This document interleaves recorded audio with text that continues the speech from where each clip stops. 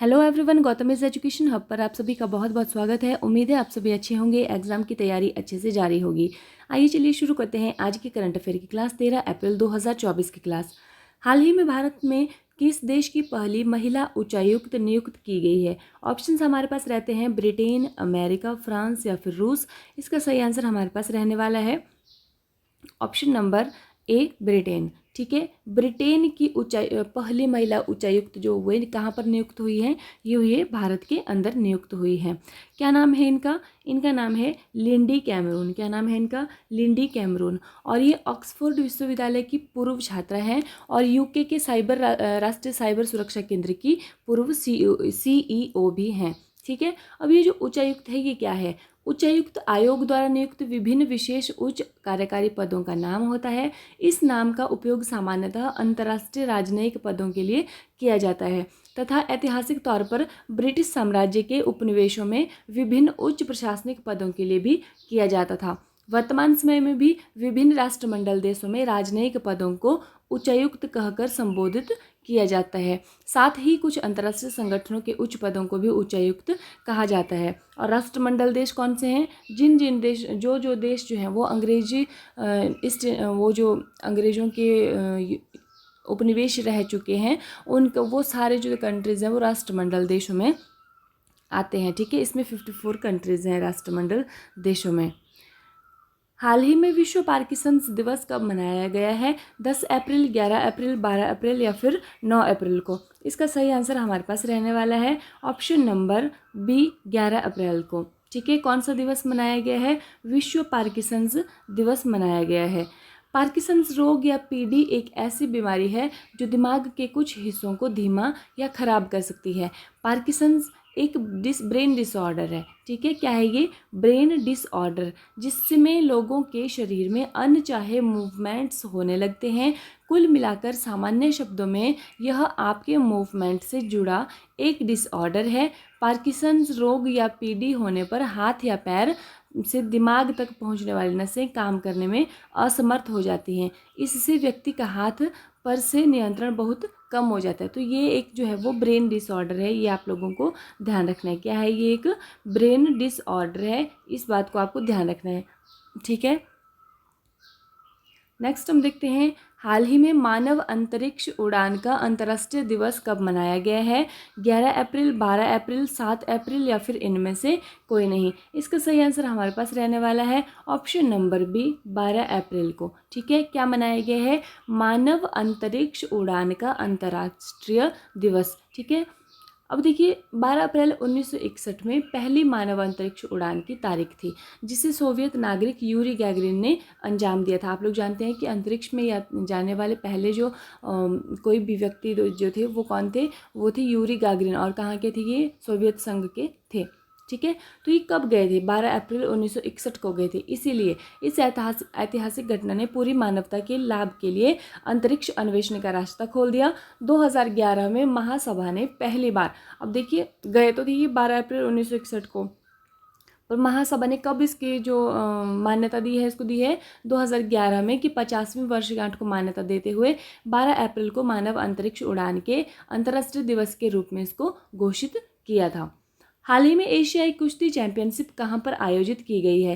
Kyrgyzstan Bishkek, Bharat नई Delhi, Indonesia Jakarta या फिर चीन बीजिंग? इसका सही आंसर हमारे पास रहने वाला है ऑप्शन नंबर ए, किर्गिस्तान बिश्केक। ठीक है, क्या हुआ है यहाँ पर? यहाँ पर हुआ है एशियाई कुश्ती चैंपियनशिप आयोजित की गई है। किर्गिस्तान की राजधानी है बिश्केक, वहाँ पर किया गया है इसको। अब देखिए साल 2010 में रूस के मास्को में आयोजित विश्व चैंपियनशिप में सुशील कुमार कुश्ती में भारत के पहले विश्व चैंपियन बने थे। तो ये आप लोगों को याद रखना है, सुशील कुमार का नाम। ठीक है, यहाँ पर ये चैंपियन बने थे कब? 2010 में। जब कहाँ पर हुई थी? रूस के मास्को में आयोजित हुई थी ये विश्व चैंपियनशिप कुश्ती। तो वहाँ पर भारत के पहले विश्व चैंपियन कौन बने थे? वो बने थे सुशील कुमार। और भारतीय महिला पहलवान कौन है? वो है हमीदा बानो। कौन है? हमीदा बानो। हाल ही में सीनेट के अध्यक्ष के रूप में चुने जाने वाले यूसुफ राजा गिलानी किस देश के पूर्व प्रधानमंत्री हैं? इंडोनेशिया, फिलीपींस, पाकिस्तान या फिर कजाकिस्तान? इसका सही आंसर हमारे पास रहने वाला है ऑप्शन नंबर सी, पाकिस्तान। यहाँ का जो ऊपरी सदन है उसको बोलते हैं सीनेट, ठीक है। अमेरिका के ऊपरी सदन को भी बोलते हैं सीनेट। हमारे जो संसद का ऊपरी सदन है उसको क्या बोलते हैं हम? उसको बोलते हैं हम राज्यसभा, ठीक है। यहाँ पर क्या बोलते हैं? सीनेट इसको बोलते हैं। तो यहाँ पर जो है वो अध्यक्ष के रूप में चुने जाने वाले कौन चुने गए हैं? ये चुने गए हैं यूसुफ राजा गिलानी, जो कि यहाँ के कौन थे? पूर्व प्रधानमंत्री रह चुके हैं, ठीक है। ये आपको ध्यान रखना है। तो सीनेट क्या है? सीनेट जो है यहाँ का ऊपरी सदन का ऊपरी सदन है, ठीक है। संसद का ऊपरी सदन है सीनेट। अमेरिका की भी ऊपरी सदन को सीनेट हम बोलते हैं। हाल ही में सर्वश्रेष्ठ वैज्ञानिक पोस्टर पुरस्कार किसे मिला है? Doctor Agarwal eye hospital, ISRO, NASA या फिर इनमें से कोई नहीं? इसका सही आंसर हमारे पास रहने वाला है option number A, doctor Agarwal eye hospital, ठीक है। किसके कहाँ पर दिया गया है ये?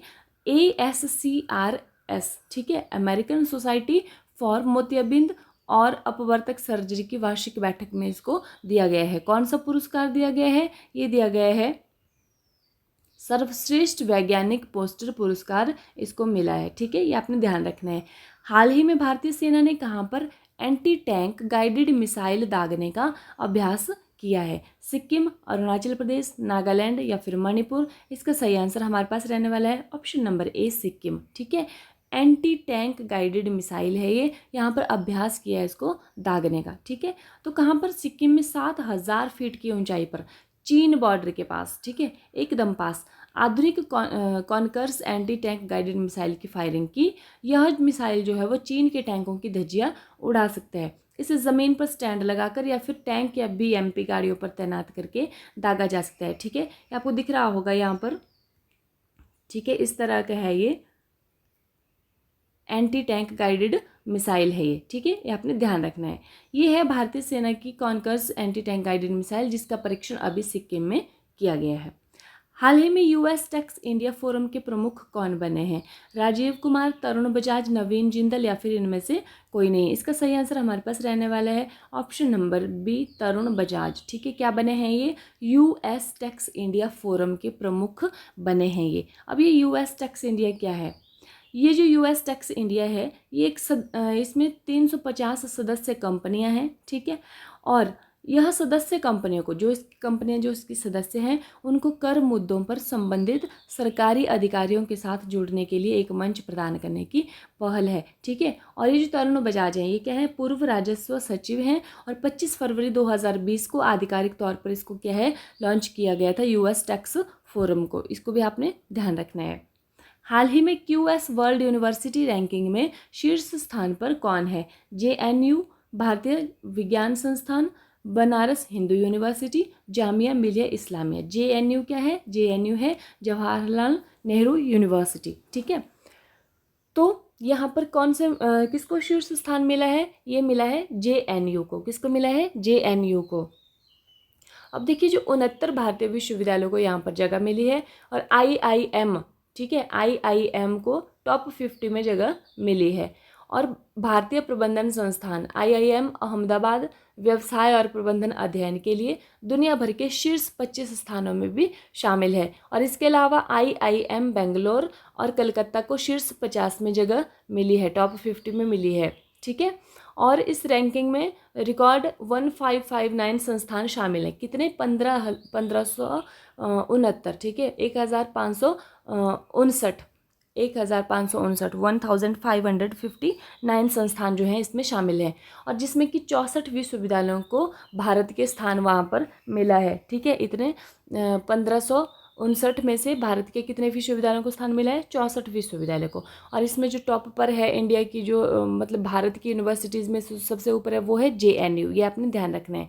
अब यहाँ पर IIT गुवाहाटी ने डाटा साइंस में अच्छा प्रदर्शन किया है, इसलिए इसको कौन सी रैंकिंग मिली है? उसको मिली है 51 से 70 की विश्व रैंकिंग उसको मिली है। और पेट्रोलियम इंजीनियर में विश्व स्तर पर 51 से 100वें स्थान पर रहा है, ठीक है। ये आपने ध्यान रखना है।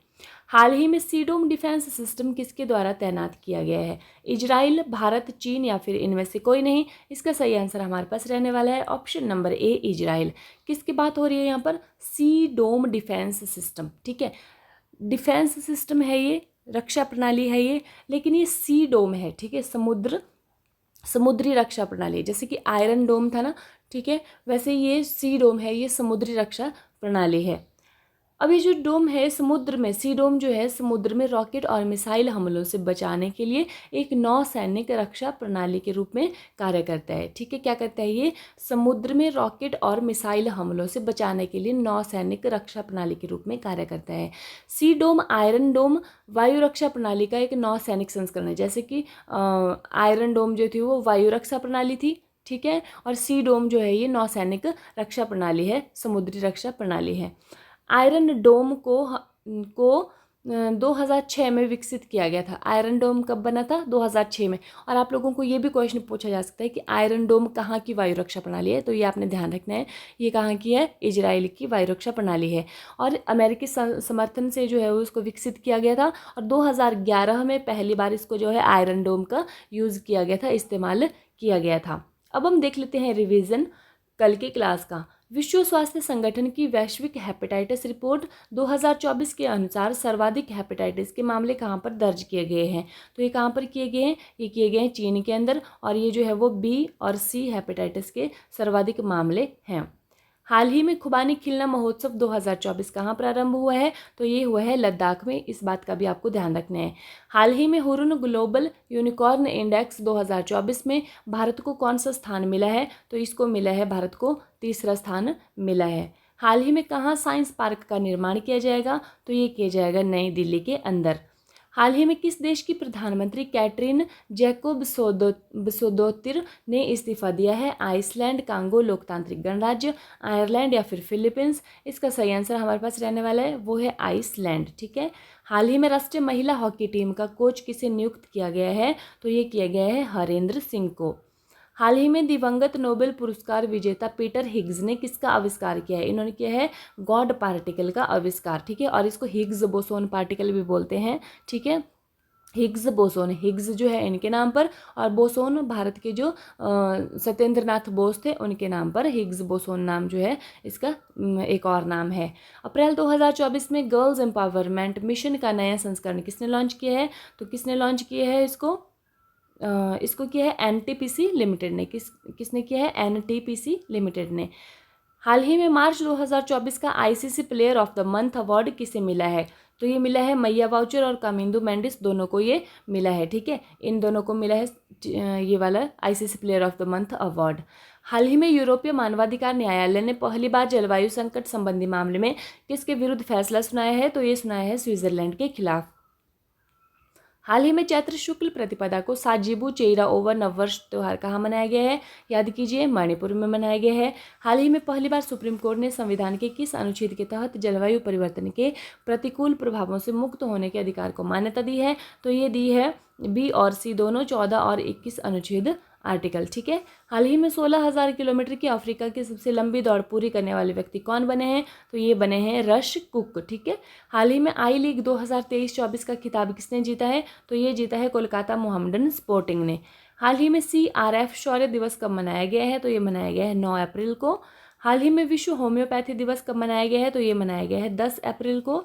7 अप्रैल 2024 में किस देश ने ZIG नामक नई मुद्रा जारी की है? तो एक ये है जिम्बाब्वे ने, जिसको कि जिम्बाब्वे गोल्ड बोलते हैं। अंतरिक्ष अन्वेषण पुरस्कार के लिए 2024 जॉन एल जैक स्विगर्ट जूनियर पुरस्कार से किसे सम्मानित किया गया है? तो किसको किया गया है? ये किया गया है इसरो को किया गया है मिशन चंद्रयान 3 के लिए सफलता के लिए, और वो एक साहसिक कार्य के लिए।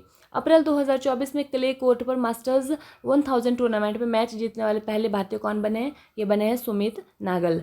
सब मीटर रेजोल्यूशन उपग्रह लॉन्च करने वाली भारत की पहली निजी कंपनी कौन सी है? तो ये है टाटा। इसी के साथ हमारी आज की क्लास जो है वो समाप्त होती है, ठीक है। क्लास देखने के लिए आप लोगों का बहुत बहुत धन्यवाद। अगर आपको वीडियो थोड़ी सी भी अच्छी लगी हो तो उसको लाइक कीजिएगा, जो पढ़ने वाले हैं उनके पास इस वीडियो को शेयर कीजिएगा।